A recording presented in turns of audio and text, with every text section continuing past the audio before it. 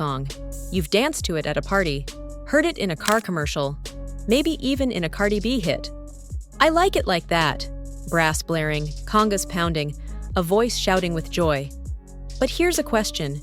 Do you know where that song really came from? This is the story of Pete Rodriguez, the man behind that timeless hook, a pioneer of Latin soul, a voice of New York's barrios, and an artist who never needed a spotlight to shape generations. He didn't chase fame, but his music, it found its way into everything. And once you know what he came from, you'll never hear "I like it like that" the same way again. A Bronx beginning to understand Pete Rodriguez, you have to start in the Bronx, not the trendy Bronx of today, but the gritty, pulsating, immigrant-powered Bronx of the 1940s and 50s. Born in 1932 in the South Bronx to Puerto Rican parents, Pete was raised in a time when Latin music was more of a community heartbeat than a radio hit. The streets echoed with Afro-Cuban rhythms, Spanish lyrics, jazz horns, a wild, beautiful blend of cultures trying to make sense of life in the U.S. But Pete wasn't just about technique. From a young age, he played with feeling, because that's all he had. He didn't have wealth, connections, or a path laid out. He had rhythm and soul, and that was enough. A sound is born, the rise of Boogaloo. The 60s hit New York like a cultural earthquake. Civil rights protests, Black power, Latino pride, youth revolutions. Everything was shifting, and so was the music. Young Latinos in the Bronx and Spanish Harlem were tired of their parents' boleros, but not fully into Motown or jazz either. They wanted something in between, something that sounded like them, bilingual, bicultural, bold. That sound? It became known as Boogaloo, a mix of R&B, Latin jazz, Afro-Caribbean beats, and street slang. And at the front of it all was Pete Rodriguez. Forming his band, Pete Rodriguez y su conjunto, he started packing out clubs with a fresh, electric vibe that people had never heard before. His music was both authentic and rebellious. It honored his roots while breaking the rules. And then, it happened. I Like It Like That. The anthem no one saw coming in 1967, Pete and his band entered the studio to record an album titled I Like It Like That. At the time, it was just one more song in a packed session. It wasn't meant to be the hit, but the moment the horns hit and Pete's voice shouted that now iconic phrase, the energy changed. It was a call, a celebration, a sound no one could ignore. For the first time, mainstream America was dancing to a Latin soul anthem that didn't water itself down. It wasn't English only, it wasn't polite, it was real, loud, joyful, proud. And Pete? He was at the center of it all, not just a hit, a cultural bridge. What made I Like It Like That so powerful wasn't just the rhythm, it was the timing. This was the late 60s. America was divided. Minorities were pushing for visibility. And here came this song, a wild, joyful fusion of Black soul and Latin spice, saying, "We're here, we're proud, we're gonna dance." Pete Rodriguez didn't just create a hit. He gave voice to a generation caught between identities.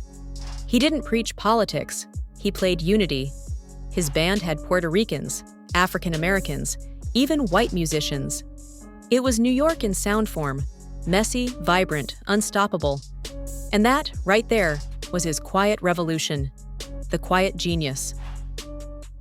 Unlike many stars, Pete wasn't loud about his success. He wasn't flashy. He didn't crave fame. He was a musician's musician, more comfortable in rehearsal than red carpets. Even as I Like It Like That gained fame, Pete stayed grounded. He continued touring locally, making music for the people, not the charts. He recorded more Boogaloo classics, including Oh That's Nice, Pete's Boogaloo, Michaela, each one a burst of raw Bronx flavor, tight percussion, catchy horns, bilingual swagger. But what no one knew was that his biggest legacy hadn't even begun yet. From vinyl to viral, the song that never died fast, forward a few decades. Kids are scrolling TikTok, commercials are blasting, and suddenly, I Like It Like That is everywhere again. From Sprite ads to supermarket aisles, the track became immortal. And then came 2018. Cardi B dropped I Like It, a bilingual club banger featuring J Balvin and Bad Bunny, built entirely on the bones of Pete's original classic.